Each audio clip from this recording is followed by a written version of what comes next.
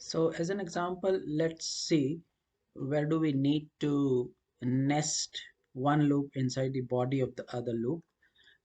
We'll take one example where we have already seen that how we can uh, um, display a table of a number which is entered by the user. So I will be just quickly writing that program here, and the logic of that program is going to be uh, used in the nesting. So for example, if you want to enter a number that is n, and you want that number to be entered by the user, so this technique we are using int input, and here we are putting one string, that is enter number, and whatever the end number that will be entered by the user will be stored as an int, and the table of that number is going to be printed. First 10 multiples we are going to print, so I'm going to use just a for uh, loop for that, and that for loop will be set up like this. For I in, so I'm taking control variable as I, and for I in a range, say 1 comma 10, that will define the range of the tables to be printed. So we have these numbers which are going to be generated for as a value of I. So the first value of I will be 1, and then 2, and then 3, and then it goes up to 10. Now inside the body of the loop we are just going to print basically uh, the value which we have entered, that is n times I. So I will be changing, but the n is the value which has been entered by the user. So what is happening here, n times I. So for example, the value of n is say 2. So 2 times 1, then the value of I changes from 1 to 2, and then 2 times 2 it is going to print, then it changes the value of I from 2 to 3, and 3 to 4, like that, and each time it is changing, it is being multiplied by n, that is in, if we take like 2, so 2 times 1, 2 times 2, 2 times 3, 2 times 4, like that, and the table of the number is going to be printed. So let us just check how this program works. So I will run this program. So I need to enter a number. For example, I will enter 4, and this is showing me the result, that is 4, 8, 12, 16, 20, 24, 28, 32, 36. uh, well, there's one thing that we always need to remember, that the range of values, if I put 1 comma 10, it means it will take from 1 to 9. So I will basically need to put 11 here, so that it takes first 10 multiples, that is from 1 to 10, and then I will just again check how it is working. Again I will input 4 as a number, and now it is 4 to 40, 4, 8, 12, up to 40.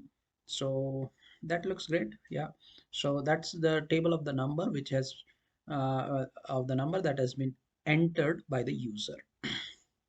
Okay, so now that's we haven't used any nesting here, you might be wondering, but what I want to emphasize here, that where do we need the kind of nesting of loops, where so that's the one of the case I'm considering, that now the problem is you just don't have to uh, print the table of the number that has been input by the user, but you have to print all the tables from 1 to 10.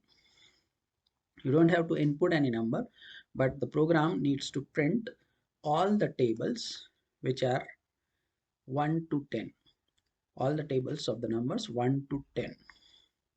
Now it means we basically need to repeat this logic which we have developed here using a for loop uh, 10 times, starting from first value of n maybe 1, then that needs to be printed, the table of that one needs to be printed, then we need to repeat it for 2 3 4 5. So there is a logic that is printing the table and that has a loop. Okay, now that loop logic which is printing a table, we need to repeat 10 times. So that is what we want to do by the nesting of loop. So what we are going to do here is okay, I will write that program here. So in this another file, but what I'm going to do, I'm just going to take the same code over there. So I will just copy and paste that. But as I told you, I don't want to input a value, but the value needs to be like from 1 to 10. So for that purpose, what I want to do here is I want to take this n as a variable and I want to give it a value 1. Okay, now so this is value 1 which I have given to variable n, and then I'm putting a while loop. So initialization of the control variable is n equals to 1, which we have done, and I'm considering n as a control variable, and it will vary from 1 to 10. So I'm going to put the condition n is less than or equals to 10 here, and then what I'm going to do is putting this for loop inside the body of the while loop, which is going to print its table, which is in case if the first value of n is 1, so the table of 1 will be printed. But then we need to come out of that inner loop. So this for loop which I'm going to use here will be considered as the inner loop, which is completely nested in the body of this while loop which I have started here. So I will put another statement inside the body of the outer loop, that is a while loop. Inner loop is for loop. So you can actually nest any loop inside the body of any other loop. So in Python we have while and for that can be nested. While loop can be nested inside the body of for loop, or the for loop can be nested inside the body of while loop, or while loop can be nested inside the body of the while loop, and so on and so forth. So the next step which I have to take in the outer loop is incrementing the value of n by 1, so that it becomes from 1 to 2, 2 to 3, 3 to 4, like that. And then again the looping process will continue, and you will have to uh, uh, and when the program's control comes into this inner for loop next time, it will have a different value of n, and that value is going to be printed uh, as a table by multiplying it by all each time when it comes to this position, this statement, that is for I in range 1 to 11, I is going to be reinitialized with 1.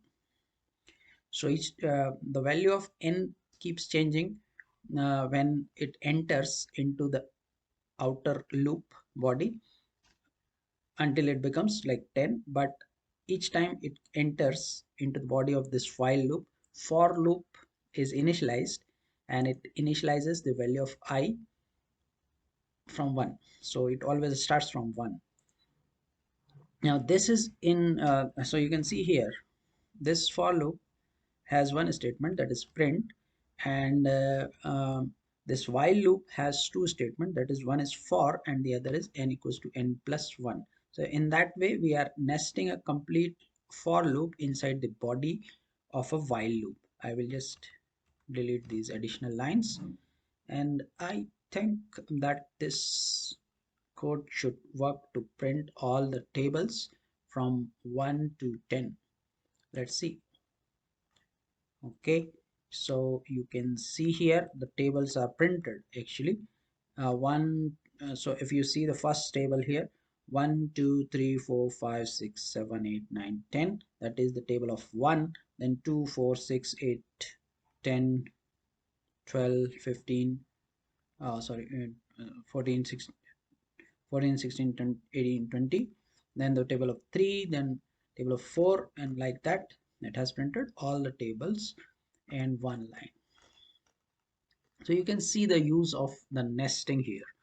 Now if you want to improve upon your output and you want to just print one table in one line, the second table in the second line, we can do one thing here, that you should know that in the print statement, basically you have when you put the arguments, you take a comma and then start the second argument, and there are some default arguments.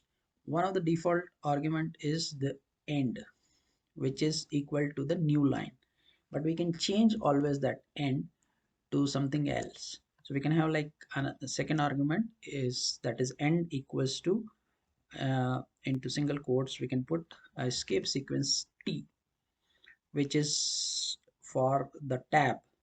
So what will happen in this case, if you when it will print the value of n times I, then the next value, it won't change the line, but it will just insert a tab and it will remain on the same line. The printing control of the program will remain on the same line, and when it prints the next value on the on the screen, it will be after a tab in the same line. So that's what we have done here. And but then again the next problem is that once we have finished with one of the table, we need to come to the next line.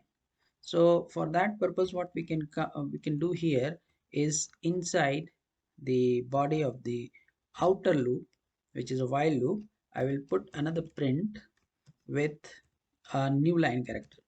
So I'm just going to add a new line character, that is backslash n into single quotes in the body of the outer loop before I increment or come into the body of the outer loop next time. It will just add a new line character at the end of the one table which is printed, and you come to the next line, and because your program's printing control is on the next line, the next table needs should be printed on the next line. So let's see if it works or not. um, yeah. Oh, so yeah, so this is giving, okay, I need to just clear everything so that you understand. And then I will, okay, so you can see these are the tab separated value 1 2 3 4 5 6 because of the end character which we have added into print statement, 1 to 10. So and then 2 to 20, then 3 to 30, like that.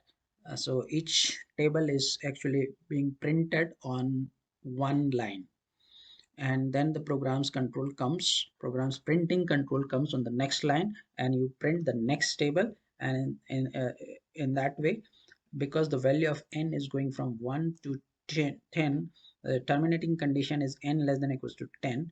So when the value of n becomes 11, it comes out of the loop, but before that it prints the table of 10. So from all the tables from 1 to 100, 1 to 10 are printed in that way. So outer loop is being used to repeat the logic which has been developed in the inner loop. So that's maybe a case where you need the nesting of the loops.